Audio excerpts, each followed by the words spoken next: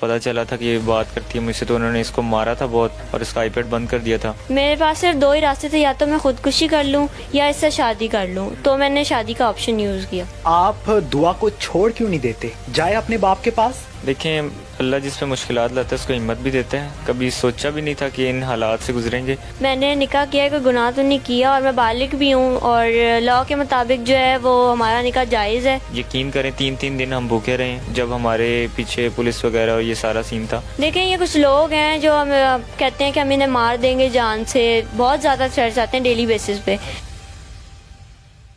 अस्सलाम वालेकुम जी, आप टीवी से मैं हूं फैसल खान सूरी। मेरे साथ मशहूर व मारूफ दुआ और ज़हीर मौजूद हैं। दोनों के केसेस के बारे में आप जानते हैं और किस तरह से मामला चल रहे हैं। मैं सीधा डायरेक्ट सवालात पे आऊँगा। ज़हीर, कैसे हैं आप? अल्लाह का शुक्र। आप ज़हीर, आप खुश हैं इस शादी से? जी मैं बहुत खुश हूँ। ज़हीर, मुझे सिर्फ इतना जवाब दे दीजिए कि आप एक माली हैं, कमाते आप बिल्कुल नहीं हैं, तो आपका ताल्लुक़ एक गैंग से है। आपको क्या पड़ा था कि आपने एक मासूम लड़की को भगा लिया और लाहौर ले आए? देखिए, मैंने ऐसा कुछ भी नहीं किया, और फर्स्ट ऑफ ऑल मैं कोई माली नहीं हूँ, कोई गैंग का हिस्सा नहीं हूँ। ये सिर्फ अफवाहें हैं, लोगों के मुंह में जो आता है वो बोल देते हैं। मेरा पूरा रिकॉर्ड मेरे कॉलेज में, स्कूल में, हर जगह मौजूद है। और हमारे, बल्कि मेरा अकेले का रिकॉर्ड नहीं, आप पूरी फैमिली का, पूरे ख़ानदान का रिकॉर्ड निकालें। कभी किसी के नाम पे अल्लाह माफ़ करे कोई FIR, कोई ऐसा सीन नहीं है। और गैंग जो होते हैं वो गवर्नमेंट एम्प्लॉयज़ नहीं होते। और मेरी मदर तो 20 साल से एम्प्लॉयमेंट में है, और मेरा भाई जो है 13 साल से कर रहा है। मेरे फादर भी एम्प्लॉय थे पंजाब यूनिवर्सिटी में, और अल्हम्दुलिल्लाह हम शरीफ लोग हैं, ऐसा कुछ भी नहीं है। ज़हीर, आपको दुआ में क्या पसंद आया और दोस्ती किस तरह से हुई? देखें, फ़र्स्ट ऑफ ऑल तो मुझे जो इसमें सबसे ज़्यादा पसंद है वो इसका ट्रस्ट है मुझ पे, जो ये मुझ पे करती है। और जो है हमारी दोस्ती हुई थी PUBG मोबाइल पे आज से 3 साल पहले, और रैंडमली हुई थी।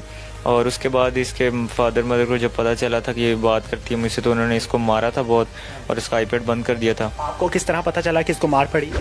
पहले तो ये ऑफलाइन हो गई थी, 1-2 मंथ ये आई नहीं, क्योंकि और किसी चैनल के थ्रू हमारा वो नहीं था, कांटेक्ट नहीं था। तो फिर उसके बाद ये आई और इसने मुझे बताया कि ऐसे ऐसे हुआ था। उन्होंने मेरी आवाज़ सुन ली थी और जो है ना, इस वजह से उन्होंने मेरा आईपैड बंद कर दिया था। तो उसके बाद फिर हमने दूसरी गेम इसने इंस्टॉल करवाई, इसने कहा क्लैश ऑफ क्लैंस, तो फिर हम क्लैश ऑफ क्लैंस से बात करते थे। ज़हीर, आप कहते हैं कि मैं 80,000 रुपये कमाता हूँ, आप एक गंदे मोहल्ले में दुआ को रख रहे हैं, एक गंदे माहौल में रख रहे हैं, इसकी क्या वजह है? कहाँ जाता है पैसा? आप कहते हैं कि मेरा प्लॉट है बहरिया में। अल्हम्दुलिल्लाह प्लॉट है बहरिया में, और वो जो हमारे घर में सिर्फ मेरा नहीं, मेरे तीनों भाइयों का एक एक प्लॉट है। और जो है दूसरी बात ये है कि वो जो गंदा मोहल्ला जिस चीज़ को कहा जा रहा है, वहाँ पे हम रहते थे पहले, और वहाँ पे हमने सिर्फ एक रूम लिया था जब ये सारा केस वगैरह हुआ था, तो सामान वगैरह रखने के लिए, क्योंकि हम तो घर पे रहते नहीं थे।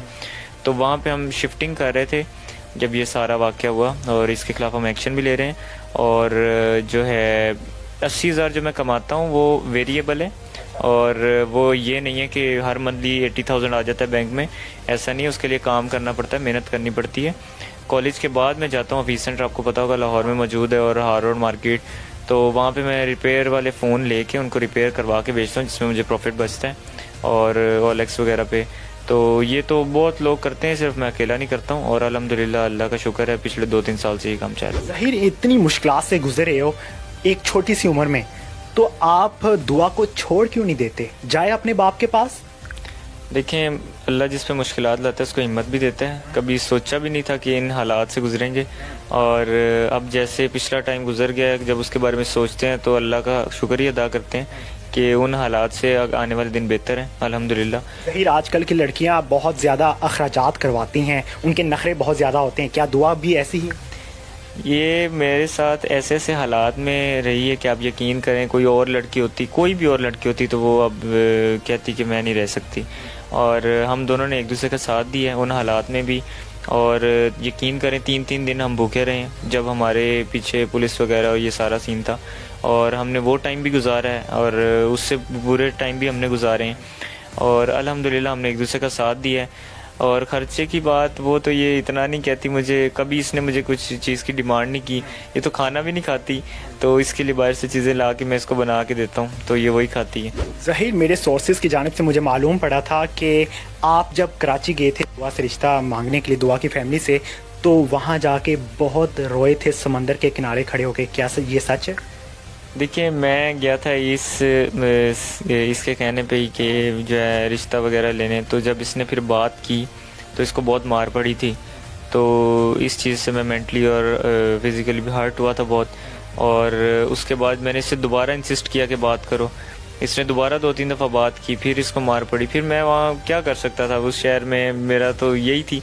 तो फिर मैं गया था वहाँ सीवी पे भी, और बस 1-2 दिन हम रहे थे और वापस आ गए थे। फिर मेरी मामा ने ये कहा था कि तुम यहाँ बिला वजह बैठे हो और हमने भी जॉब वगैरह पे जाना होता है, और जो है तुम वेट कर लो, उसको टाइम दो, वो कुछ साल और ले ले, अभी कौन सा तुम्हारी उम्र है, तो जो है ना वो अपने घर वालों को मना ले, हम दोबारा आ जाएंगे। तो फिर हम वापस आ गए। ज़हीर, आप एक गरीब घराने से ताल्लुक़ रखते हैं। आपकी वालिदा ने, आपके भाई ने ये नहीं कहा आपको कि दुआ आई है, चलो गलती हो गई है, वापस भेज दो, हम इन मामलात में नहीं पड़ना चाहते? देखिए, ये तो मैंने भी इसे कहा था, और मेरे घर वालों ने भी जब ये आई थी तो उन्होंने ये नहीं कहा कि इसे फोर्सफुली इसको वापस भेज दें। उन्होंने कहा कि पूछें इससे ये क्या चाहती है। जब मैंने इससे पूछा, इसकी बात करवाई उनसे, तो उन्होंने यही कहा कि जब उन्होंने देखा कि इसके घर वाले इतने स्ट्रिक्ट हैं कि इसको मारते हैं, पीटते हैं बहुत ज़्यादा, तो फिर उन्होंने कहा कि इसको मार देंगे वो जान से, तो इससे बेहतर यही है कि इससे निकाह कर लिया जाए। बिल्कुल जी, आपने जाना ज़हीर का मौक़िफ़, और आप दुआ की जानिब बढ़ते हैं। दुआ कैसी हैं? मैं ठीक हूँ। दुआ, आपकी स्माइल से लग रहा है कि आप बहुत खुश हैं ज़हीर के साथ। जी ऐसा बिल्कुल है, मैं बहुत ज़्यादा खुश हूँ। दुआ, आपके पेरेंट्स ने आपको पैदा किया, ऐसा ही है? जी। आप अपने पेरेंट्स पे इल्ज़ाम लगा रही हैं कि उनको नहीं मालूम कि आपकी उम्र असल में क्या है, क्या सब कुछ आपको ही मालूम है? मैं इल्ज़ाम नहीं लगा रही, मैं सिर्फ ये कह रही हूँ कि उनको मालूम है कि मेरी उम्र 17 साल है, लेकिन वो फिर भी सबसे शुरू दिन से झूठ बोल रहे हैं। झूठ बोलने की वजह क्या है? देखिए, वो चाहते हैं कि मैं ज़बरदस्ती उनके पास आ जाऊं और वो मुझे मार दें, क्योंकि मुझे पता है कि वो पहले भी मुझे मारते थे। और अब मार देंगे तो वो ही जेल में जाएंगे ना, आप तो नहीं जाओगे? लेकिन उनकी अब इज्जत पे आ गई है ना, तो वो यही करेंगे कि मुझे मार देंगे अब तो लाजमी। और उन्होंने मुझे पहले भी धमकी दी थी कि जो है, मैंने इसकी बात की थी तो उन्होंने कहा था कि अब ऐसा कुछ पता चला तो हम तुम्हारा गला दबा देंगे। आपको अपने बाप से नफरत है या अपनी माँ से भी नफरत है? देखिए, मुझे जो है ना दोनों से है, क्योंकि वो शुरू दिन से जानते थे कि मैं कहाँ गई हूँ, क्यों गई हूँ, किसकी वजह से गई हूँ। मैं आपको पैदा किया, आप उन्हीं से नफरत करती हैं? देखिए, मैं ये नहीं कह रही कि मैं नफरत करती हूँ, लेकिन मुझे दुख इस बात का है कि वो झूठ बोल रहे हैं। उन्होंने मेरी लेटर का भी झूठ बोला कि मैं आने से पहले लेटर लिख के आई थी, मेरी उम्र का भी वो झूठ। लेटर पे क्या लिखा हुआ था? लेटर पे मैंने ये लिखा था कि आप पहले मान जाते तो मुझे ये हरकत ना करनी पड़ती, आपने ही मुझे मजबूर किया है सब करने के लिए, इस वजह से मैं जा रही हूँ।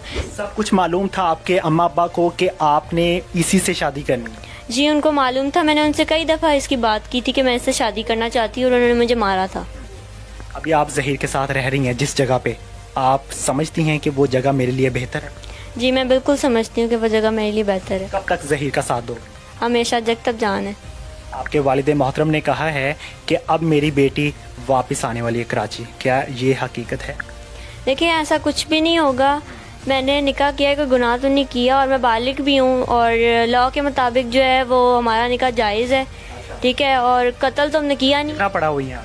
मैं 3 साल पहले जब कोरोना आया था उस वक्त 7 में थी, तो कोरोना की वजह से स्कूल बंद हो गए, तो मेरे पेरेंट्स ने कहा कि अब स्कूल जो है हम नहीं तुम्हें भेजेंगे, जब ख़त्म होगा फिर भेजेंगे, लेकिन उन्होंने भेजा नहीं। क्या वजह थी स्कूल ना भेजने?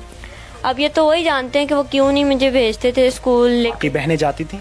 नहीं, वो भी नहीं जाती थी, उनका एडमिशन हुआ हुआ था, लेकिन वो भेजते नहीं। उनकी उम्रें क्या? एक जो है वो तकरीबन 8 साल की है और एक 2 साल की है। आपके अम्मा अब्बा आपको बहुत तरसी हुई आंखों से देखते हैं, आपको तरस नहीं आता अपने माँ बाप?